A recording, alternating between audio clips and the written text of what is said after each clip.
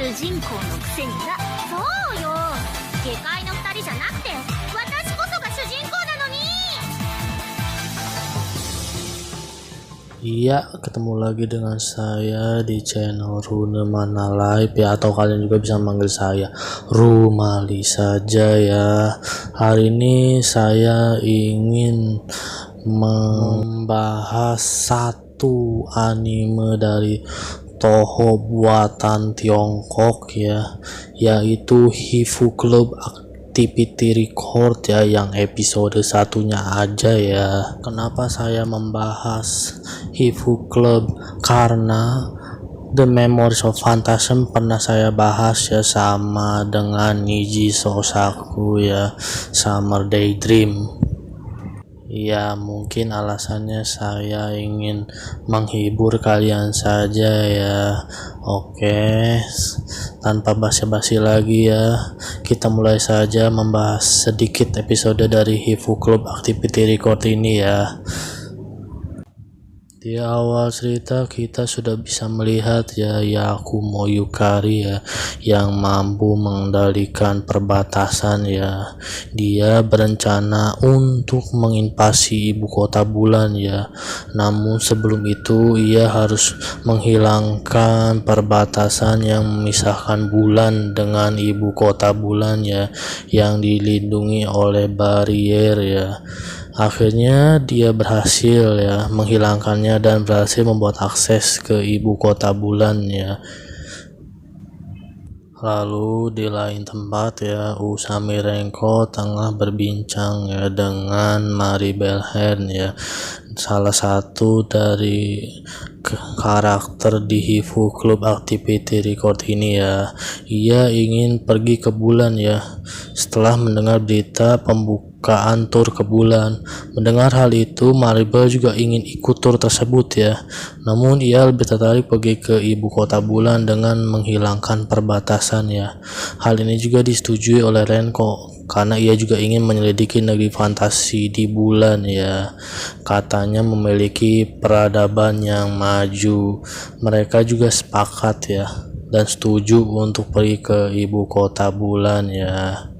Sementara itu di ibu kota bulan, Horai Shin Kaguya ingin sekali pergi ke bumi setelah mendengar cerita tentang keindahan bumi ya. Lah, kok jadi kebalik ya, yang bumi pengen ke bulan dan yang di bulan itu pengen ke bumi ya. Oke udah, selanjut lagi.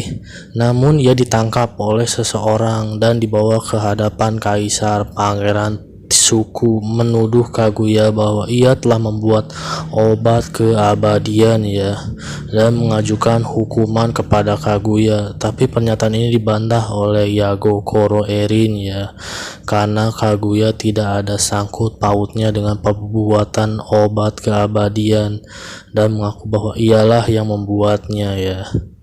Lalu Pangeran Tetsutomo Sasarai juga menguatkan tuduhan Pangeran Tisuku terhadap Kaguya ya.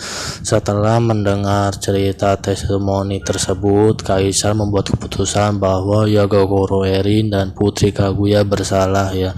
Namun Yagokoro Erin tidak mendapat hukuman ya. Sementara Putri Kaguya mendapat satu hukuman berupa perubahan status ya, sebagai yang tidak murni ya, dan diusir dari ibu kota bulan.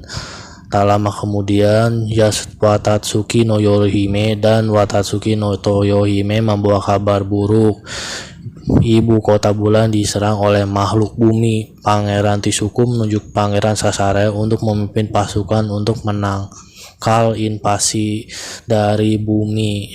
Pasukan invasi ibu kota bulan yang didalangi oleh ya siapa lagi ya kalau bukan Yakumo Yukari ya, berhasil sampai di ibu kota bulan ya, bersama dengan Ibu Kisuika sebagai pemimpin pasukan maju penyerbu pasukan bulan yang dipimpin Pangeran Sasarai dan Watatsuki no Yorohime. Pertarungan kedua kubu berlangsung sengit, namun kubu bumi mengalami kerugian yang sangat banyak ya. Yakumo Yukari memerintahkan semua pasukan untuk mundur ya.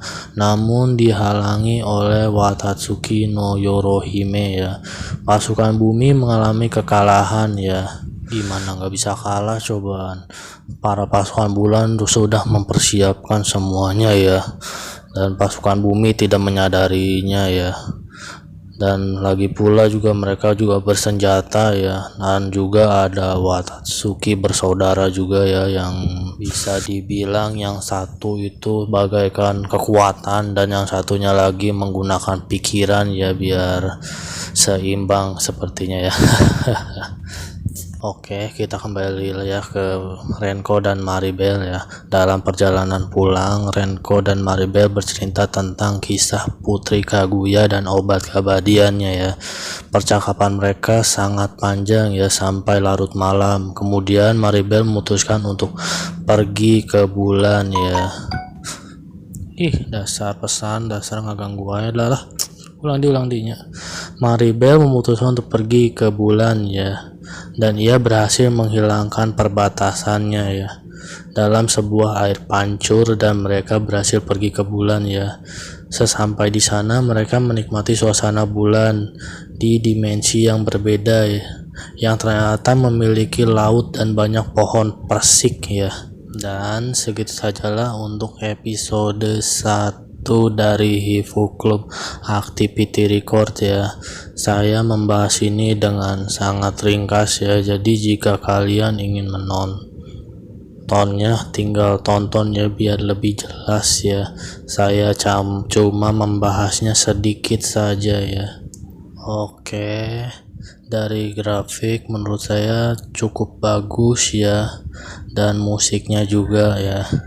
Dari segi karakter saya suka dari Watatsuki no Yorohime sama Watatsuki no Toyohime ya, saat dia ngelemparin buah persik itu ya. Saya suka banget bagian adegan situ ya. Padahal si Yorohime itu lagi serius ngobrol ya, si Toyohime malah ngelemparin buah persiknya. Dan lebih ngakaknya lagi itu si Yorohime-nya malah nangkepin ya, bukan ngehindarin ya, itu ya kadang jadi lucu juga. Itu bikin saya ngakak ya.